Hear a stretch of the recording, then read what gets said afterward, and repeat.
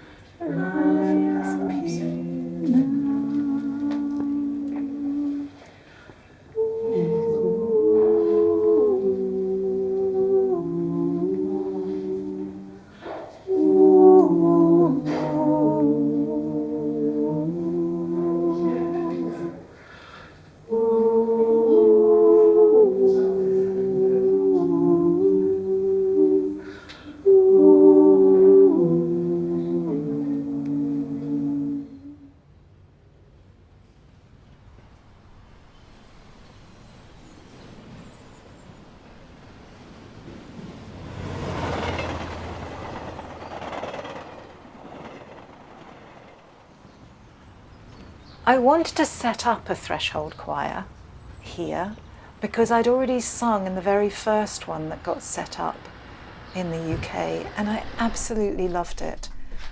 I'd been working with families who were dealing with death and grief, and the idea of singing for people on the threshold of life was such a beautiful one. I really wanted to set the choir up down here. So I did. And 2 weeks after our first practice, my husband was diagnosed with a terminal brain tumour. And so I ran it all the way through his illness. And 6 months after I set it up, my son died. And 10 months after that, my husband died. So because I couldn't leave him, we used to practice in my front room. He was in a hospital bed in my little cottage sitting room. He would be lying there and we would practice around him. And he loved it. And he especially loved it if I'd made cake. I'm not fazed by the relatives who are facing however long they grieve for, probably the rest of their lives. And I'm not fazed by the people who are dying and what their fears are, because somewhere in me is an innate trust that all will be well. Not religiously, but somehow all will be well. And I continue to love my son and love my husband in the present tense. Their physicality is past. Their ashes are in the shed. I haven't done anything with them yet. But my love for them is not. We never cast them aside or pretend that they didn't exist or forget about them. They matter. Love always matters. Making a right pig's ear of this.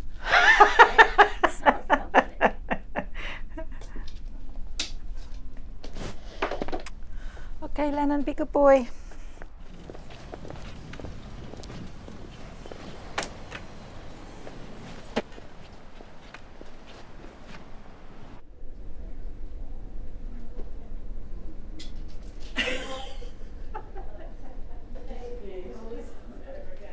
It's really important to me that we get as comfortable as possible around death.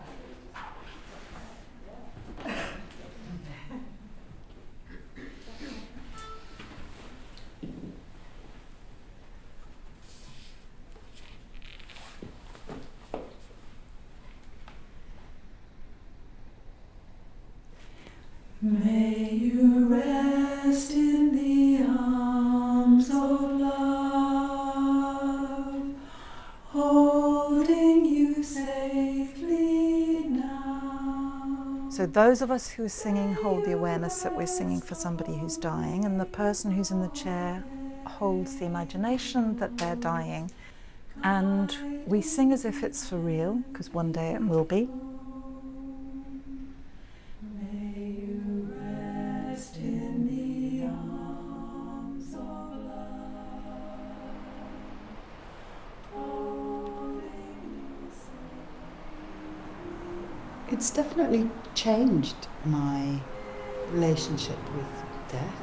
I'm much more able to talk about it, to mention death and dying in a conversation, to use that word.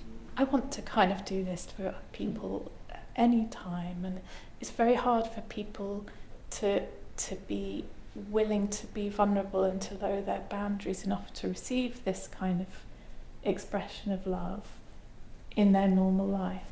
The companionship of this choir and the kind of soundtrack of all the songs have accompanied me through my husband's dying, through my son's death, and what has happened because of the companionship and because of the lullaby qualities and what you were saying, Alison, the love that opens up in us as a result of singing these at a time when people are vulnerable. It's softened my heart, and it's softened my heart towards death.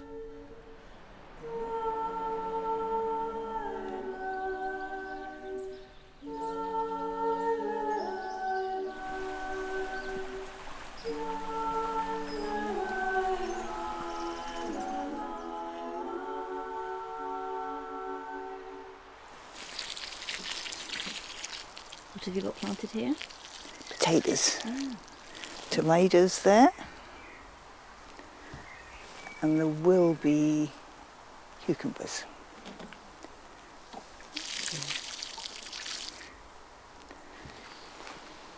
My illness started 15 years ago, and I didn't think about it a lot. I just knew that I wanted to keep it to myself. I'm not a very well-organised person, so the thought of having 2 lots of appointments didn't thrill me. So I thought that way we can deal with what Roger needs really more effectively. That was how I felt about it. Did you tell your husband that you were ill? No, I didn't actually, because it didn't seem much point to tell him then, because it wasn't affecting my life in terms of what I could do or anything. So, yeah, and I think that might have just complicated matters. You know, how do you deal with 2? This is beautiful, isn't it, this tree? It's called a red oak. How do you feel about dying and your dying, mortality? Well, I actually feel quite peaceful about it. I feel quite that it's okay to die, actually.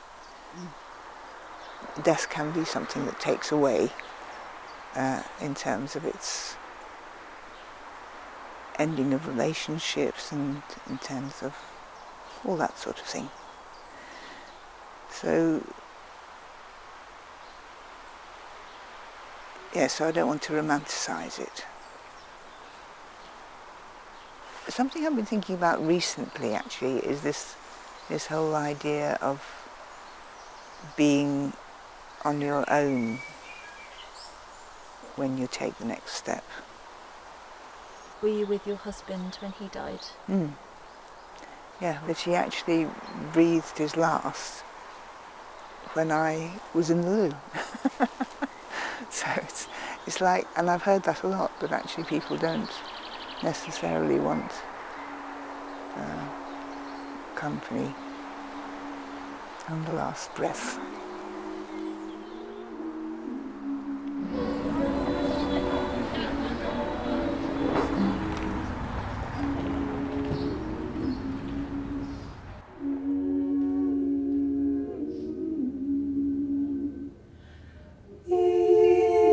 Easy, rest easy. Let every trouble drift away. Easy, rest easy.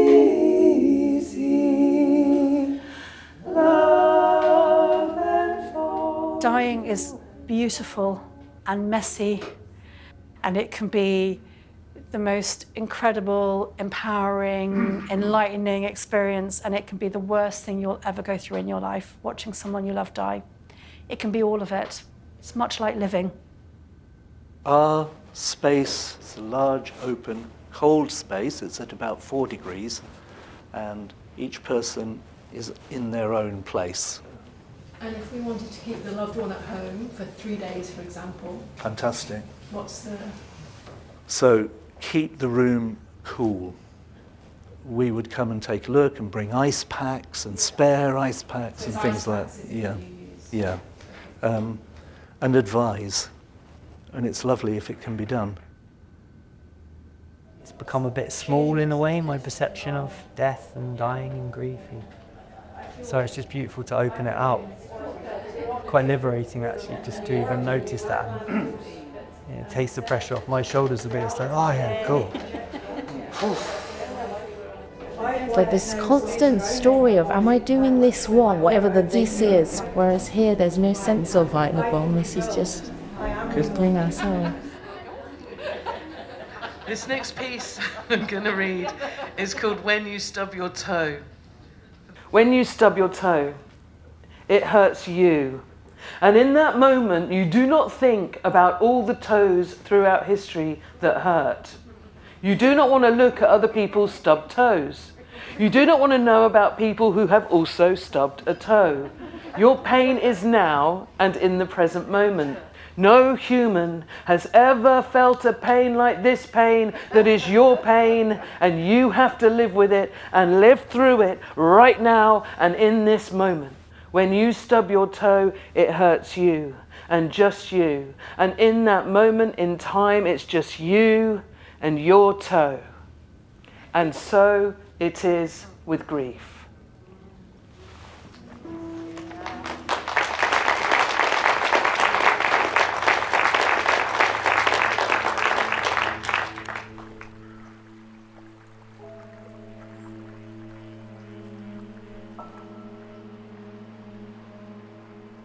Grief is a hard discipline, it's a hard taskmaster, but potentially it has a way of softening, expanding, mellowing, maturing, ripening, strengthening oneself. And I think that's been the process for me, and I'm still in it. I wouldn't want to go back to not knowing how much other people hurt. I want to know how much people hurt and how a kind word, a hug, a song, a handheld, a look of understanding, how much that makes a difference. And I know that now, and I'm not sure that I knew that before, and I want to remember what that's like. I don't think of death as monstrous. I don't think it's the monster under the bed that's going to come and get us. I lost my loved ones and it was awful. It was really, really hard, and I don't want my life to end shortly. And I'm sure if I had a terminal diagnosis, I would feel scared about it. But actually, the presence of death for me is a necessity to keep my perspective on what is precious, on what is joyful, on what I can love. And that's what's important to me.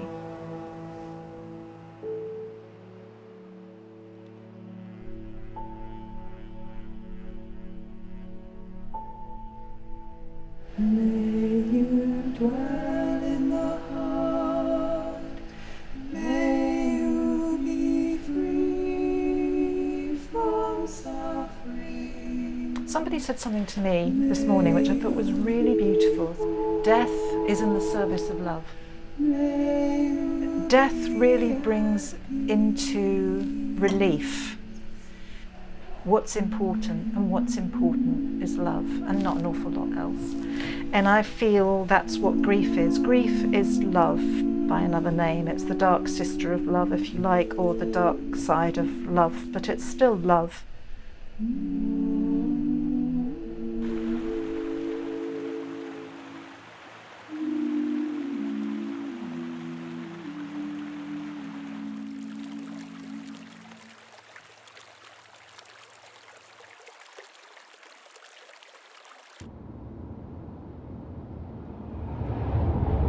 So we're off to see Peter, who has stage 4 cancer and probably has a few months to live, maybe a bit more. I've seen him on and off for the last few months because he didn't want his partner to have to absorb all his anxiety. He wanted her to have her own journey and for me to be a place where he could explore the things that he was concerned about.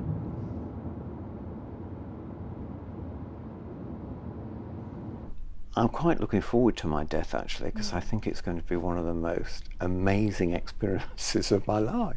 I don't have a clear sense of what it's going to be like, so I can't tell you this is what it's going to be like and I'm going to respond this way. I just cannot. Of course I can't. I mean, only the other day, I said to Kate, you know, one of the challenges I have is I'm expecting myself to do this journey to death perfectly. Till quite recently, that's how I live my life, you know. Yes. If I did more than anyone else, if I brought more sales in than anybody else, if I had less marks against me than anyone else, surely I'd have some value. So to do things well, to do things perfectly was an ego ideal, I suppose you could say, an ideal. But I'm gradually recognizing that it will be helpful if I can let that go. I'm already beginning to say my goodbyes and my thank yous, because there are some people going back 20 years that I worked with, and at the time, you know, I recognized they were kind and helpful and supportive. But there's something about the space that knowing you're dying offers that is allowing me to see these people in a new, open-hearted way. And it's not as if we were close buddies and we had deep conversations, but just to say to somebody, you know, you were so kind and I appreciated your kindness and I want to say thank you. I think that's really beautiful, Peter. And it will mean a lot to those who stay when you've gone. They may have touched you, but you have and will continue to touch them.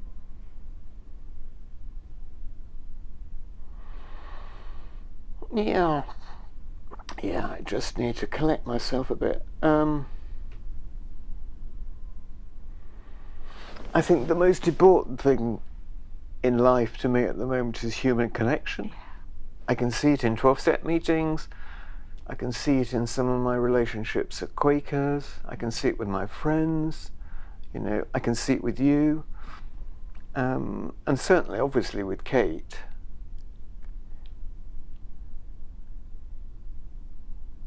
That needs celebrating. Yeah, it does. The world will be a different place. Wouldn't it? Wouldn't it just? If we could just say, I value you.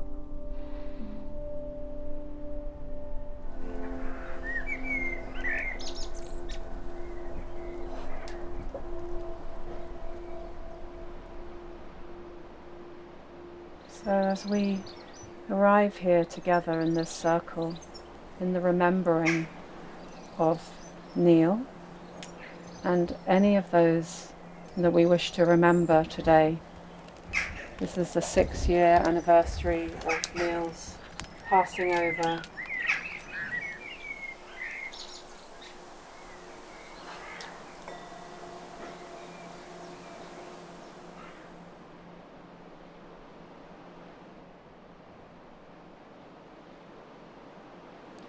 It is a mystery. I'm with him 1 minute and he's breathing, and the next moment he's not. And I still don't know what death is. And I suppose I think there isn't nothing afterwards because of the experience of Sam dying and Neil dying and having a sense of them both. But I don't know, and I don't know how to bridge between where I am and where, if anywhere, they are. And I still find this portal of death a mystery. Maybe it's meant to be a mystery. Maybe it is.